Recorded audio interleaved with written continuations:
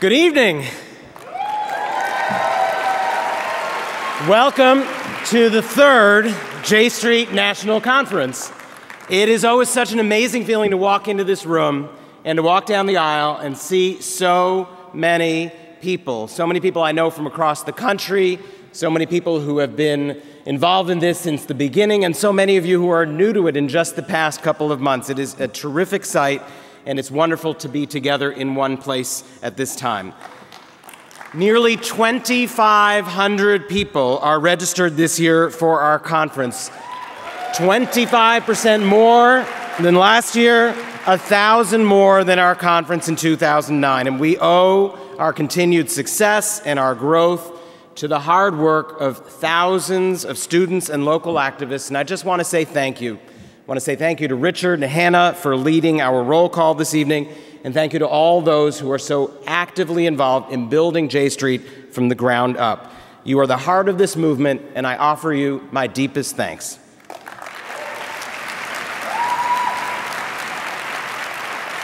I also want to say thank you to our national leaders, to our boards of directors who are here. I've seen our board chairs, Davide Guillot and Deborah Sagner, Victor Kovner and Alex Stanton. I want to thank our Finance Committee and President's Council, and of course, an incredibly heartfelt and deep thank you to the incredible J Street staff who has worked at a breakneck pace for 4 years to build J Street into a national movement.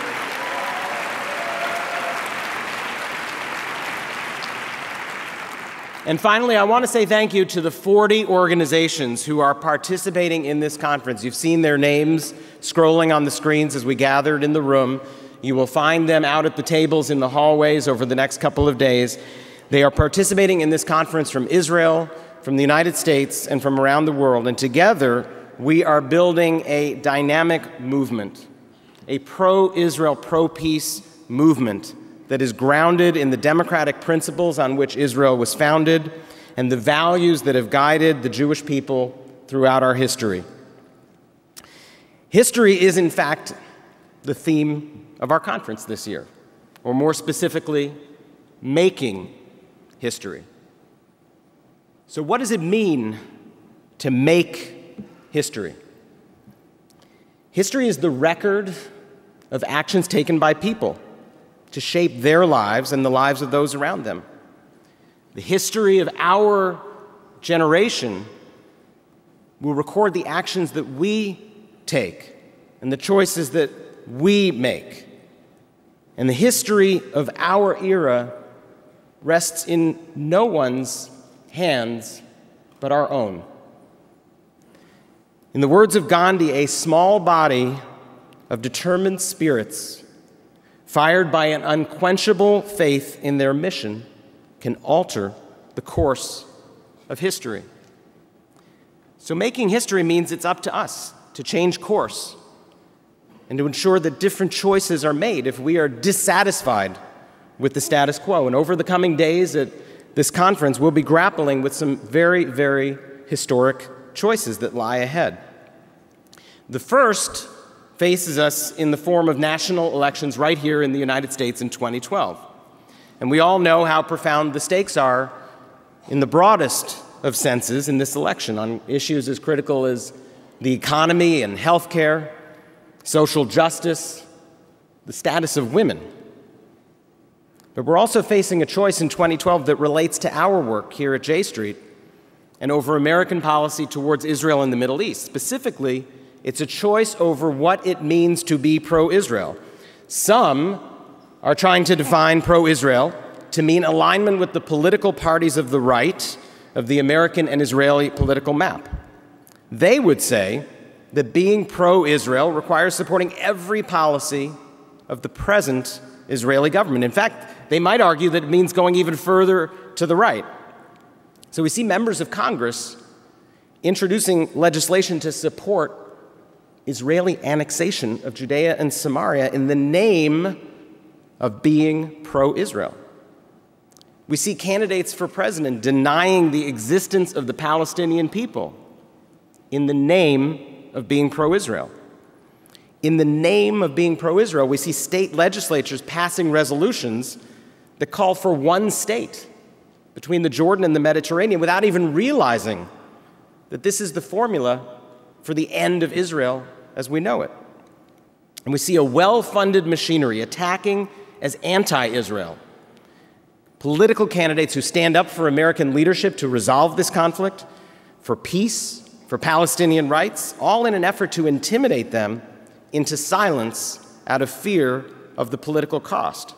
So in 2012, we have to fight this trend, and we have to make clear that being pro-Israel means advocating for an Israel that is secure, within borders recognized by its neighbors in the world, and for an Israel that embodies the Jewish and the democratic values on which it was founded and that are core to us as a people. That, we will establish, is the future of pro-Israel.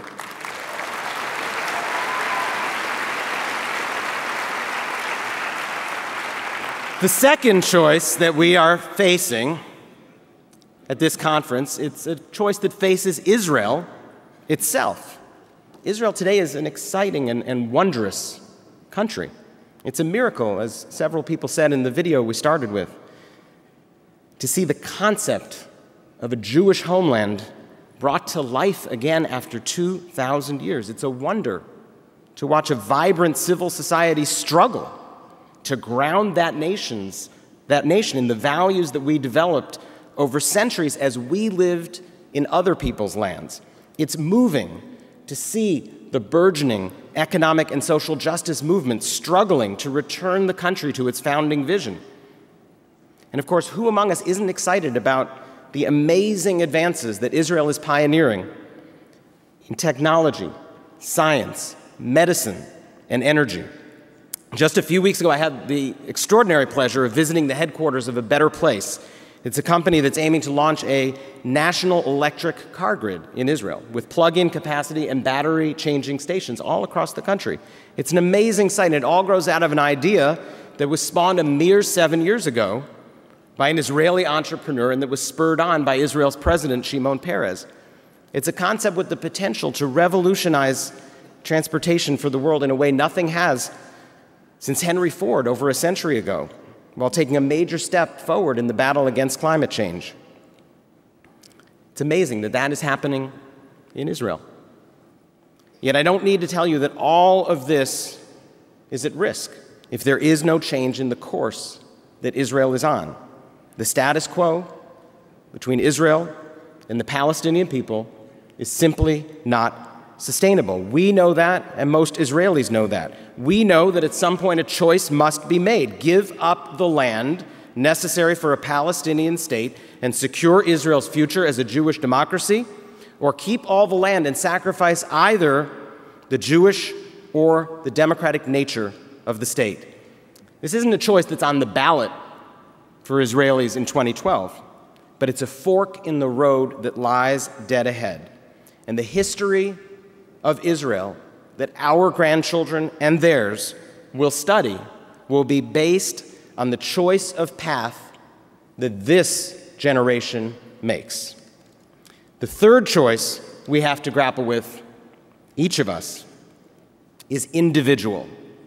What is each of us going to do faced with the closing window for a two-state solution between Israel and the Palestinians? One choice is to wallow in despair. And I know how many of you here tonight and how many more have chosen to stay home are distraught about the present situation. And yes, there is much cause for despair. There is no viable peace process to speak of. The present Israeli leadership pays lip service to a two-state solution, yet its actions undermine the chance for lasting peace, whether it's expanding settlements on the West Bank, failing to uproot illegal outposts as ordered by the Supreme Court, or enabling Jewish settlers to move into Arab neighborhoods of East Jerusalem. And within Israel, democratic rights are being challenged. The status of women is under attack. The control of the religious right seems to grow by the week. And here, in the United States, we watch our politics around Israel being dominated by voices that don't represent us. We see our communal institutions and our leaders regularly held hostage by a few large funders or a few loud voices who urge them to stay silent and shut the door to debate. I understand and I sympathize that all this is enough to make some give up and stay home.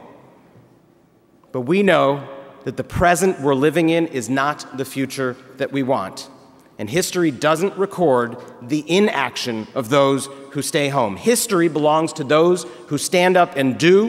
History rewards those who see things going wrong and work hard to make them right, those who fight passionately for their beliefs. I am so excited tonight that we are joined by 3 Israelis who are taking an active role in shaping history to align with the values and interests of the Jewish people. New voices like those of Stav Shafir, a leader of this past summer's protest movement. Michael Biton, the mayor of Yerucham, as well as a voice you have known your whole life, that of Amos Oz. These are Israelis who refuse to give in to the status quo. They will never give in to despair. They refuse to cede history to those whose actions run counter to everything they believe. They are the activists who are fighting to make the history of the Jewish people and of the state of Israel in this generation. They inspire us to step forward, to take action, and to make history ourselves. In 2008, then-candidate Barack Obama told us, "Change will not come if we wait for some other person or if we wait for some other time. We are the ones we've been waiting for. We are the change that we seek." That notion echoes a fundamental precept of the Jewish faith on which I was raised. In my house growing up, as some of you know, the politics were a little bit different from the politics in this room. But one lesson that I am so grateful to my father for teaching me is to never accept the inevitability of the status quo. As a young man, that attitude led my father to join the fight for Jewish independence, and it led him to Vienna in 1937. Where he stayed doing anything and everything he could for 3 years to try to get Jews out of Europe and to safety before it was too late. And when he was finally forced to leave, he came to this country in an effort to jolt Jewish Americans out of their complacency and to get them to recognize the looming catastrophe.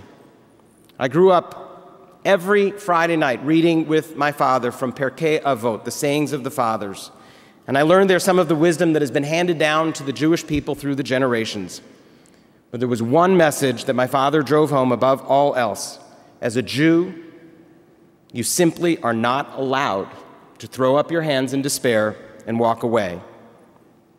Changing the course of events in the Middle East today may seem a daunting task.